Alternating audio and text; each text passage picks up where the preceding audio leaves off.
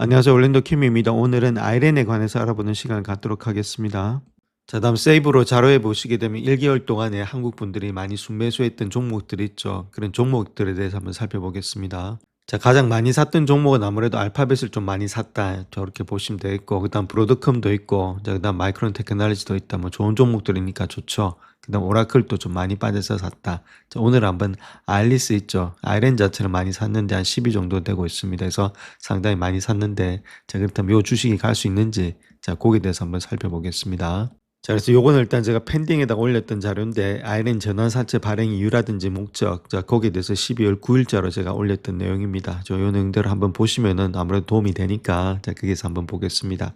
자, 2025년도에 20억 달러의 전환사채 발행을 해서 자본 구조를 개편했다. 그렇게 말하고 있는데, 자, 2015년도 12월 달에 지금 이제 아이렌 자체는 글로벌의 자본시장에서 주목할 만한 대규모 자금 조달을 단행했다. 이렇게 보시면 되겠죠.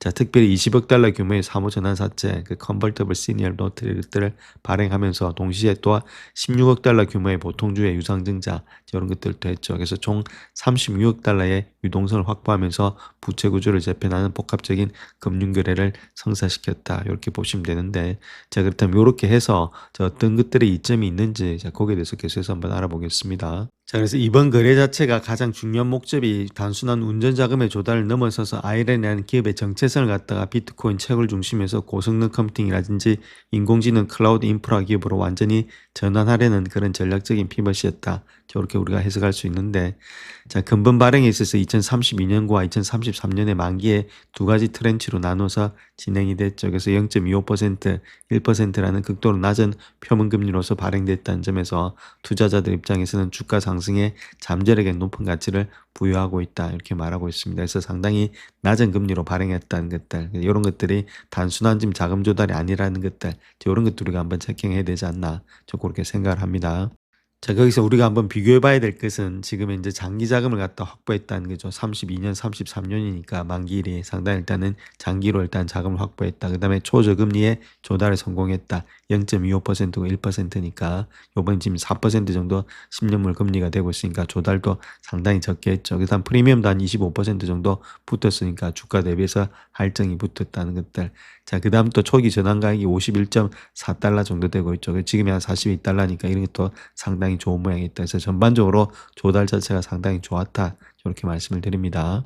자, 그 다음 또 초저금리 의미가 있죠. 2025년도 12월 기준해서 미국의 금리 환경을 고려해 볼 때 0.25%, 1% 금리는 공짜에 가까운 사실은 자금 조달이다. 미국 국채 10년물이 4%니까. 자, 그렇게 된 이유는 투자자들 입장에서 본다면 이자 수익을 포기하는 대신에 아이렌의 주가 변동성, 그 다음에 상승의 잠재력 이런 데다가 콜옵션 밸류를 매우 높게 평가했다. 이자 안 받고 주가가 상승하는 데다가 전환사채로 바꾸겠다. 그 이야기겠죠. 지금 이제 아무래도 이런 것들이 더욱더 주가가 올라갈 수 있기 때문에 나중에 주식으로 교환하겠다. 그 이야기를 하고 있습니다. 자, 그 다음에 내재 변동성이 있죠. 임플라이드 브라이티 이런 것들이 높을수록 전환권의 가치가 상승하기 때문에 채권의 액면 금리를 낮출 수 있는 전환사채 가격의 결정 원리가 작용이 됐다. 저 그렇게 말할 수 있겠고, 또 만기 구조의 장기화가 있다는 겁니다. 32년과 33년에는 초장기 만기가 아이렌에게 향후 7년에서 8년 동안의 원금 상환 부담 없이 AI 데이터 센터의 투자 회수 기간, 저 페이백 피리어드 이런 것들을 확보해 준다는 겁니다. 7년에서 8년 동안이니까. 그래서 이런 대규모의 설비 투자가 필요한 인프라 사업 특성에 부합되는 재무 구조가 아니겠는가. 자, 그렇게 보여지고 있죠.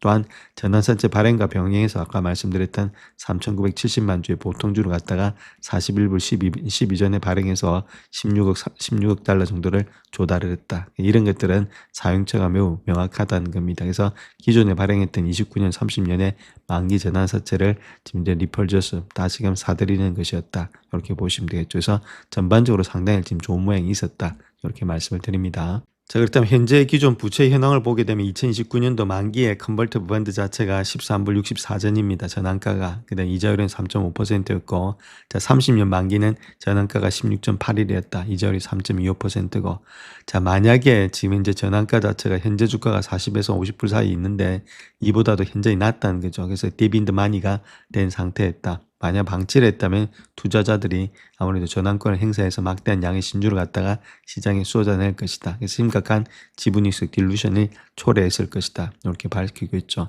자, 그런데 유상증자를 통해서 확보한 연금으로 이 저가의 전환사채들을 종기에 상환해버렸다. 그래서 잠재적인 희석 물량이 제거되었다는 것들.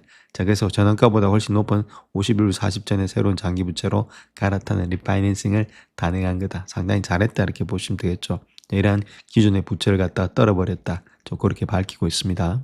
자, 그 다음 또 캡트 콜에 거래를 했다는 겁니다. 아이랜 이번 사채 발행을 통해서 전환사채를 통해서 2억 100만 달러 정도를 사용해서 캡트 콜의 옵션 계약을 체결했다 이렇게 말하고 있죠. 이는 주주가치의 희생을 방치하기 위한 그런 고도의 금융공학 장치다 이렇게 보시면 되는데, 자, 그래서 기초자산은 아이랜 보통주로 하고 있고 하단 행사가 있죠. 스트라이크 프라이스 이런 것들은 전환사채 전환가의 동일한 51불 40전, 그 다음 상단가는 82불 정도로 되고 있다는 거죠. 현재 주가 대비해서 한 100% 올라갈 수 있는데, 그래서 캡트 콜은 콜에다가 캡을 씌웠다는 겁니다. 그래서 투자은행으로부터 콜 옵션을 매수해서 일종의 보험 성격이다 해서 이익의 상한선을 갖다 설정했다는 거겠죠. 그래서 옵션의 매입 비용을 절감하는 구조다. 많이 뛰어도 이까지만 뛰고 있고 더 뛴다면 일단 더 뛰는 것도 못하게 그렇게 막아놨다는 겁니다. 상단의 행상가를 갖다가.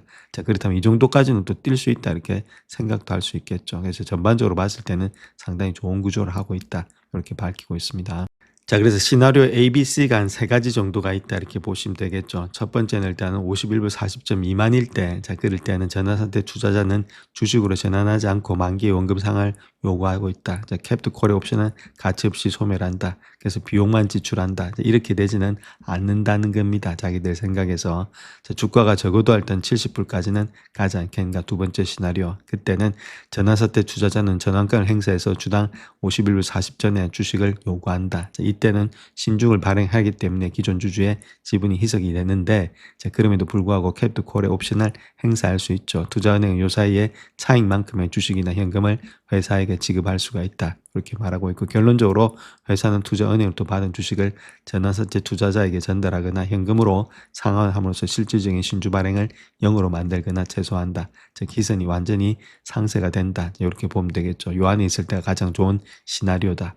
근데 시나리오 3는 C는 주가가 만약에 100불까지 갔다. 자, 그렇게 했을 때는 캡트 콜의 보호 범위는 82.24달러까지죠. 그래서 100달러가 되면은 51불에서 82.24달러, 그러면 상승분을 캡트 콜로 일단 변환이 되지만 그 이상부터는 지금 이제 초과되는 17.76달러에 대해서는 회사가 신주를 발행해서 희석을 발행한다. 그렇게 말을 하고 있죠. 그래서 물론 100불까지도 갈 수 있는데 자기들 보는 입장에서는 한 82불 24전까지가 아무래도 최고가로 현재로서는 좀 보여지지 않겠는가. 자, 그렇게 볼 수가 있겠죠.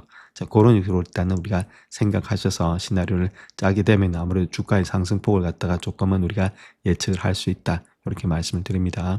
자, 그렇다면 그런 의미들을 우리가 좀 알아봐야 되는데 경영진의 시그널링 효과가 있다는 겁니다. 자, 아이랜이 2억 달러는 거금을 들여서 캡트 콜을 매입한 것 자체는 시장에 강력한 시그널을 보낸다 그겠죠. 그래서 경영진은 향후 주가가 현재 2배 수준인 82.24달러까지 상승할 가능성이 높다고 확신하고 있다는 것들. 자, 만약에 주가가 오르지 않는다면 이 비용은 매몰 비용, 선코스트가 되기 때문에 쓸모없죠. 자, 그렇기 때문에 충분히 가능하다고 생각해서 이 정도의 비용을 갖다 지불했다. 그렇게 보시면 되겠고, 주가가 100% 오를 때까지 주주들은 지분 가치를 희석시키지 않겠다. 그런 약속을 통해서 대규모 자금 조달에 따른 주주들의 불안감을 달래고 장기 투자를 유도하는 전략이다. 이렇게 보시면 되겠죠. 그래서 주가가 오르더라도 지분 가치는 희석하지 않겠다. 그런 것들 주주 친화적인 정책이다. 이렇게 보시면 되겠고, 또한 자금의 사용 목적이라든지 사업의 확장의 전략을 본다면은 아이랜은 이번에 확보한 22.7억 달러, 그다음 순수익금과 유상증자 대금을 통해서 공격적으로 지금 이제 인프라 확장을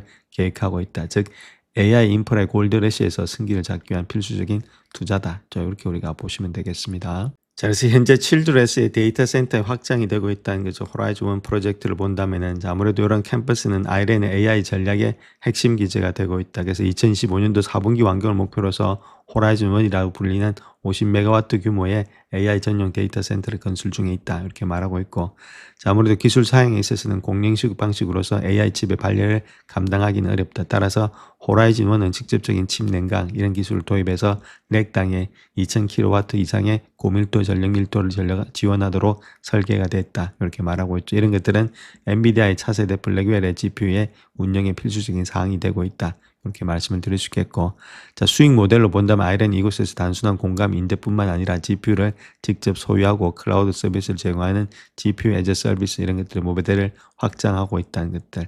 자, 그래서 마이크로소프트와 같은 하이퍼스케일러와의 계약을 통해서 안정적인 현금 흐름을 창출하고 있다. 그렇게 밝히고 있죠. 자, 그래서 특별히 스웨어의 캠퍼스를 개발한다는 겁니다. 2기가와트 규모의 메가 프로젝트다 이렇게 밝히고 있는데, 이번 자금 조달의 가장 큰 목적 중에 하나가 텍사스 스웨어의 프로젝트 개발이다 이렇게 밝히고 있죠. 그래서 압도적인 규모라는 겁니다. 1800에이커 부지에 달하는 이러한 프로젝트 자체는 완공 시에 지금 이제 2기가와트 정도의 전력을 사용할 수 있는 초대형 데이터 센터 허브가 된다는 것들. 그래서 70만 개의 B2 200의 GPU를 갖다 동시에 가동할 수 있는 규모가 되고 있다. 또 인프라 구축에서는 조달된 자금은 1400메가와트 규모의 벌크 변전소와 송정망 연결 그리고 고전압의 전력의 인프라 구축에 투입이 될 거다. 그래서 2016년도 4월에 첫 전력 공급으로 목표를 하고 있고, 아이렌을 갖다 북미 최대의 독립 데이터 센터의 운영산주의 하나로서 도약을 할 거다. 그렇게 또 이야기를 하고 있죠.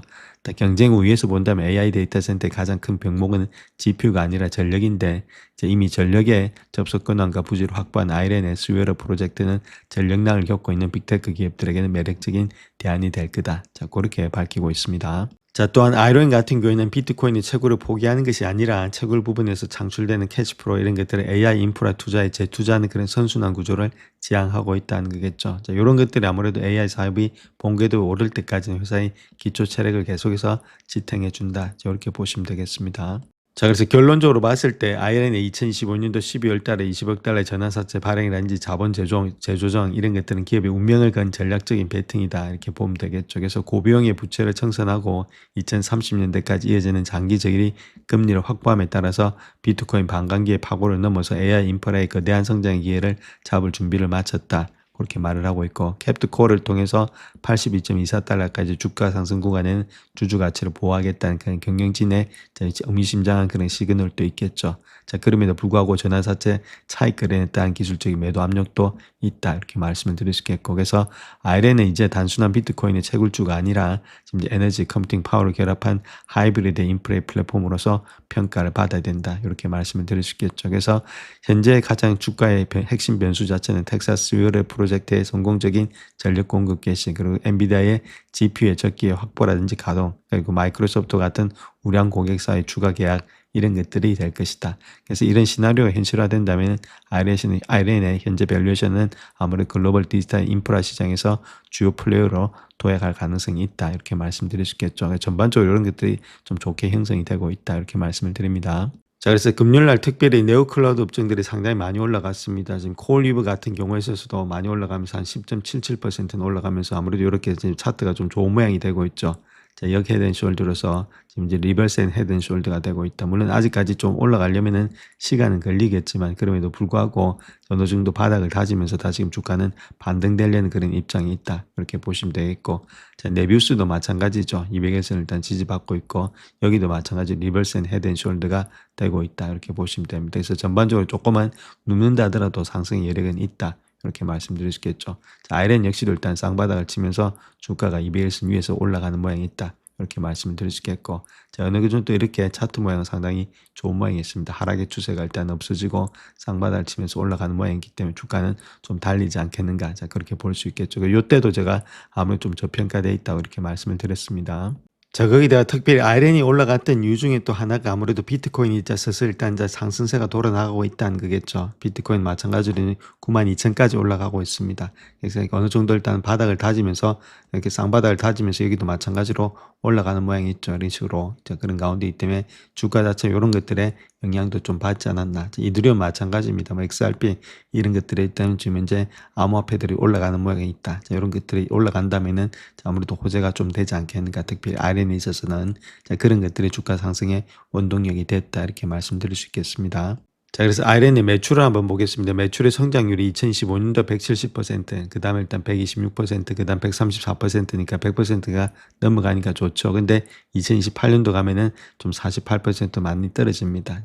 적어도 지금 우리가 갈 수 있는 날짜를 본다면 2027년도 자, 상반기라든지 중반기 아니면 하반기, 자, 많이 받으면 하반기고 중반기까지 좀 달리지 않겠는가 그렇게 봐야 되겠죠. 아무래도 매출의 성장이 그렇게 나타나기 때문이다. 이렇게 말씀드릴 수 있겠습니다.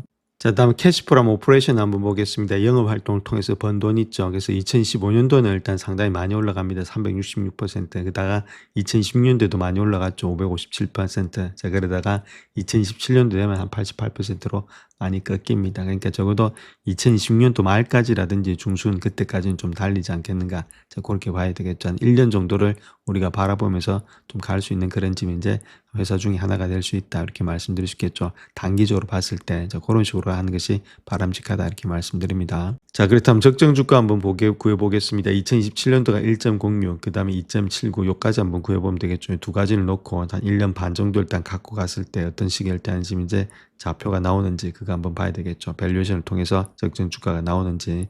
자, 일단 현재 밸류에이션이 중요한데 지금 이제 다른 것보다는 지금 이제 EPS, P 레이쇼를 갖다 난객 봤을 때는 40배수니까 좀 고평가되어 있죠. 그래서 28.8배수 정도가 섹터 평균이니까 요거 가지고 갖다 쓰면 되겠죠. 자, 그렇다면 24.8배수 정도가 되고 있다는 겁니다. 자, 거기다가 지금 이제 곱하기를 갖다 이렇게 해주면 되겠죠. 뭐 다른 거 없겠고. 그래서 2027년도 거 요거하고 두 가지를 놓고 어떤 식의 일단은 지금 이제 가격이 나오는지 자, 거기에 대해서 한번 알아보겠습니다. 자, 일단 곱해주면 되겠죠. 뭐 다른 어려운 건 없으니까. 그래서 24.8배수. 자, 거기다가 지금 이제 곱하기 해서 지금은 1.06이죠. 자, 그렇게 했을 때는 주가 자체가 한 26불 정도가 나오고 있다. 이렇게 말씀드릴 수 있겠고, 그러니까 오늘 최하로 봤을 때 26불 정도가 되지 않겠는가. 그 다음에 2028년도 걸 땡겨왔을 때 한번 보겠습니다. 자, 그때 모습 속에서는 24.8배수죠. 그래서 지금 24.8배수에다가 지금 곱하기를 해야 되겠죠. 곱하기 2.79입니다. 자, 그렇게 했을 때 지금 이제 주가를 본다면 한 69불대 이렇게 나오고 있다는 거겠죠. 그래서 26불에서 69불대 사이가 좀 움직이지 않겠는가. 자, 그렇게 볼 수가 있겠죠. 좀 장기적으로 봤을 때 저걸 갖다 차트에다가 한번 대입을 해 보겠습니다. 자, 그렇다면 26불에서 시작해서 69불 때까지니까 26불이 이 정도 되고 있죠. 이 정도까지 좀 하락이 된다. 그렇게 볼 수도 있겠고. 그래서 그 라인대가 요 라인대입니다. 직전 고점대. 자, 그 라인대가 어느 정도 26불 정도 되고 있다는 것들. 자, 그와 대해서 69불까지 또 갈 수 있겠죠. 한 70불까지. 그러니까 적어도 한 직전 고점까지는 바라볼 수 있다는 거겠죠. 그래서 여기까지 내려와서 지금 이제 어느 정도 주가가 반등받고 올라가면 좋은데 여기 적정 주가니까 지금도 주가는 더 아무래도 달릴 수가 있다는 거겠죠. 지금 현재 모습에서 본다면. 그래서 요까지 직전 고점까지 봤을 때는 저점 대비해서 올라가는 폭을 한 64%까지 우리가 볼 수 있다는 겁니다. 좀 장기적으로 봤을 때. 자, 그렇다면 우리가 좀 들고 가야 될 때가 되지 않겠는가. 그래서 이까지 내려와야 되는데 제가 보는 관점에서 쌍바닥이 낮고 이렇기 때문에 주가는 여기서부터는 좀 반등이 되면서 올라갈 가능성이 많이 있다는 겁니다. 바닥을 다졌기 때문에. 자, 그런 가운데 때문에 좀 들고 가시는 그런 전략이 필요하지 않겠는가. 자, 그렇게 보여집니다. 영상을 끝까지 시청해 주셔서 감사합니다. 영상이 도움이 되셨다면 구독과 좋아요 부탁드립니다. 감사합니다.